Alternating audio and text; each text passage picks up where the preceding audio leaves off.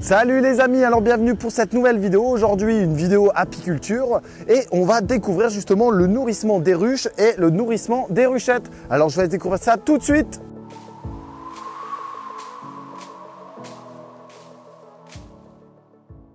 Ça y est, on est en automne et maintenant on va devoir préparer ces ruchettes pour passer l'hiver. Donc la première chose à faire, ça va être de peser votre ruche.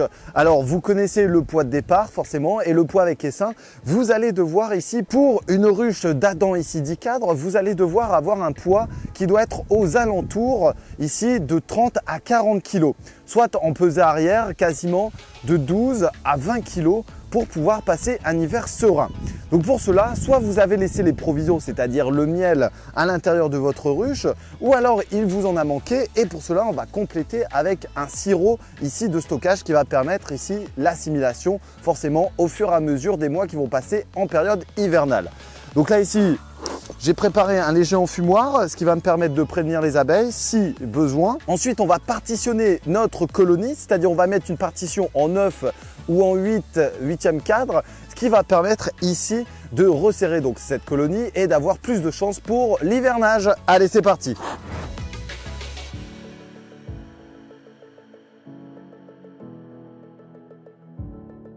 Alors, on va la peser. Donc là ici niveau poids c'est pas trop mal. Maintenant on va ouvrir notre ruche. Alors il y a beaucoup de vent donc on va travailler très vite. Ici tout va bien. Voilà, et la colonie ici prospère, donc ça c'est chouette. Hop, on va faire ça vite.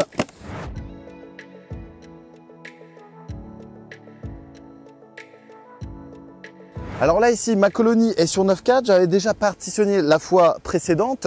Ce que l'on va faire ici, c'est que je vais supprimer ici le 8e pour la resserrer et finaliser donc la pointe au niveau de nourrissement. Donc là, on y va délicatement. Le traitement varroa a été effectué. Voilà, on va claquer les dernières abeilles. Là ici, c'est un cadre inutile, donc ça ne sert à rien de le chauffer. Et on va placer ici la partition délicatement. Voilà. Donc là ici, cette ruche là est quasiment faite. On va reposer le nourrisseur et on va apporter ici un peu de sirop afin de compléter. Ce qui va se passer par la suite de l'hiver, c'est courant le mois de janvier, on va devoir placer les pains de candy au-dessus du nourrisseur, puisqu'ici c'est un nourrisseur Nico. Et ici, on a des petits trous qui vont permettre d'accueillir le candy. Donc il va falloir désoperculer et ensuite placer le candy au-dessus et le tour est joué. Donc là ici, je vais leur remettre 1,5 kg, 2 kg de sirop. Et voilà. Donc là ici, c'est bon.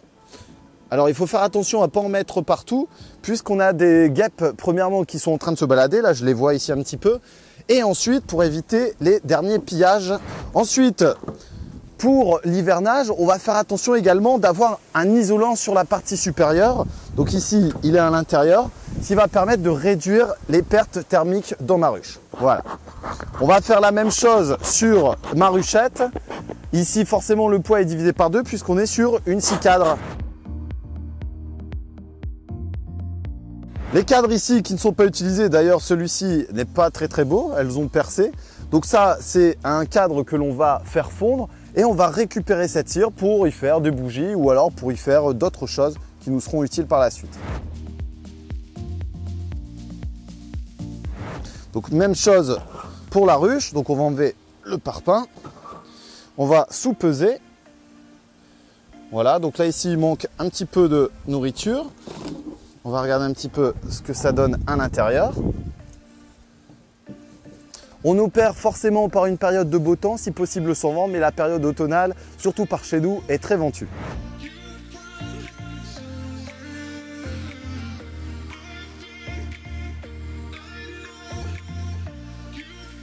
Alors on voit bien que la colonie ici est diminuée. Par contre, on a pas mal d'entrées de pollen. Là, je vois pas mal de pattes faites. Donc là, ici, la colonie est presque bonne. Donc ce qu'on va faire, on va refermer tranquillement sans plus les déranger. Et on va remettre ici un peu de sirop.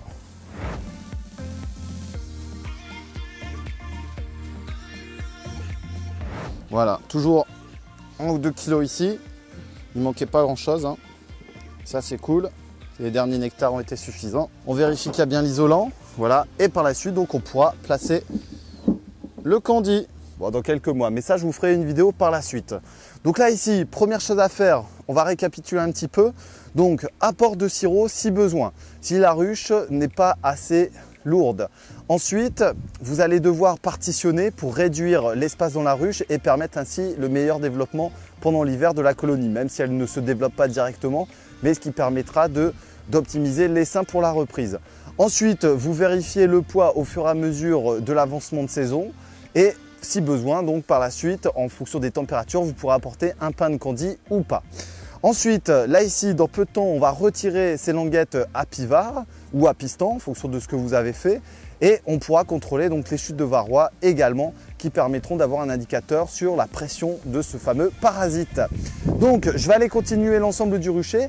On se retrouve pour d'autres des vidéos. N'hésitez pas à découvrir comment faire son essaim ou alors l'apiculture au mois par mois. Tout ça, ça se passe dans la chaîne The Prof d'Ortie. Merci beaucoup les amis, à très bientôt.